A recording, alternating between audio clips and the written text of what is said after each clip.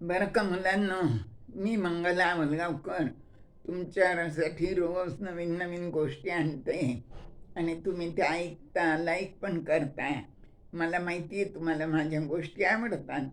आता आज जी गोष्ट सांगणार आहे ना मी, त्या गोष्टीचं नाव आहे गाडीभर बदाम. काय नाव आहे? गाडीभर बदाम. ही गोष्ट कुणी लिहिलेली माहिती का? सुरेश परुळेकर नावाचे लेखक आहेत. त्यांनी बालकथा लिहिलेल्या आहेत. त्यांनी लिहिलेली ही गोष्ट आहे बरं का. तर एकीने जंगल असतं बरं का, आणि जंगलात एक डेरेदार झाड असतं, खूप छान, अगदी खूप फांद्या पानं वगैरे फुटलेलं. आणि त्या झाडावर खूप खारी असतात. खार माहिती आहे तुम्हाला ना? खार अगदी चप्पळ असते बरं का, खूप सरसर सरसर झाडावर चढती, झरझर झरझर खाली उतरती, इकडून तिकडं पळती, उड्या मारती, लटकून झोके घेते तारेला, लुकलुक करणारे डोळे असतात, झुपकेदार शेपटी असते तिची, आणि तिच्या पाठीवर अशी 3 बोटं उमटलेली असतात.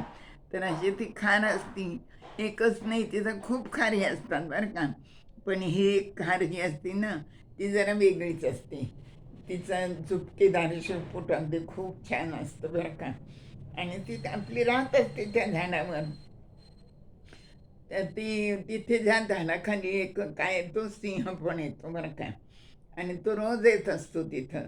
मग रोज तो येत असल्याने खारही रोज तिथं असते, सिंहही रोज तिथं असतो. खार काय करते, त्या सिंहाची सेवा करते बरं का.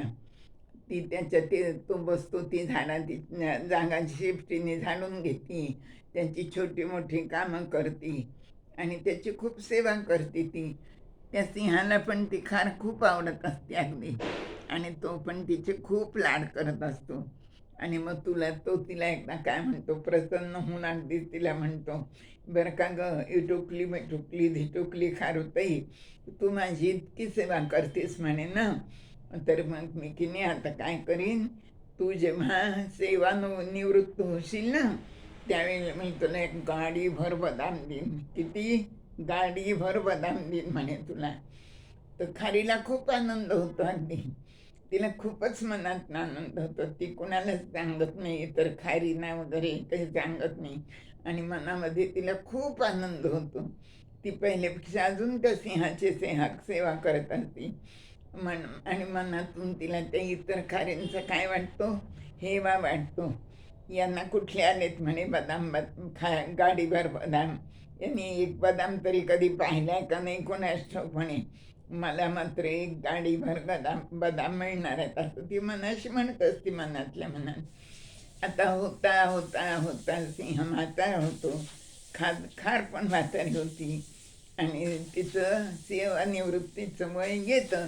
मग आता त्या दिवशी सिंह काय करतो, तो जंगलचा राजा असतो ना, तो सगळ्या जंगलातल्या प्राण्यांना बोलवतो बरं का.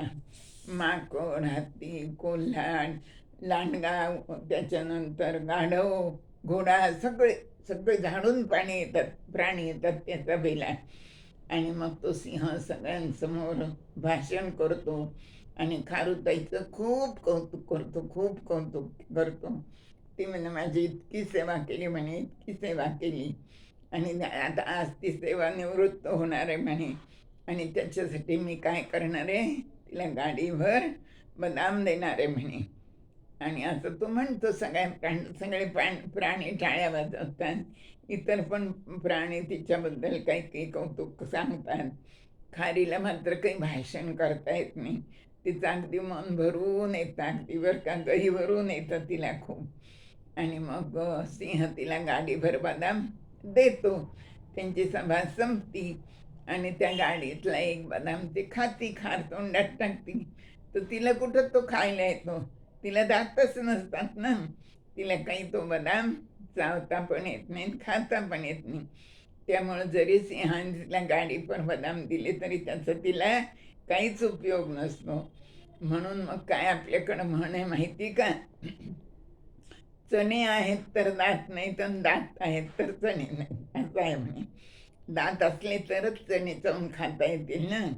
पण दात असता माणसाजवळ जेव्हा पैसा कमी असतो ना, त्यावेळेला त्याला हे मिळत नाही जास्त, हव्या असलेल्या गोष्टी मिळत नाहीत आणि जेव्हा त्याला सगळं काही मिळतं भरपूर, त्यावेळी तो थकलेला असतो, त्याची इंद्रिय सगळी थकून जातात आणि तो त्या गोष्टींचा उपभोग घेऊ शकत नाही. म्हणून मग ती आपल्याकडं म्हण पडलेली, की चणे आहे दात आहेत तर चणे नाहीत आणि चणे आहेत तर दात नाहीत म्हणून. तर ही अशी गाडीभर बदाम जरी सिंहाने तिला दिले, तरी खारुताईला त्या एकाही बदामाचा काहीच उपयोग होत नाही. अशी ही अगदी वेगळीच गंमतशीर गोष्ट मी तुम्हाला आज सांगितली. आवडली ना गोष्ट? आवडली, मला माहिती तुम्हाला माझ्या गोष्टी खरंच आवडतात. तुम्ही सबस्क्राईब करा माझं चॅनल, मित्रमैत्रिणींना सांगा, शेअर करा, लाईक करा. धन्यवाद.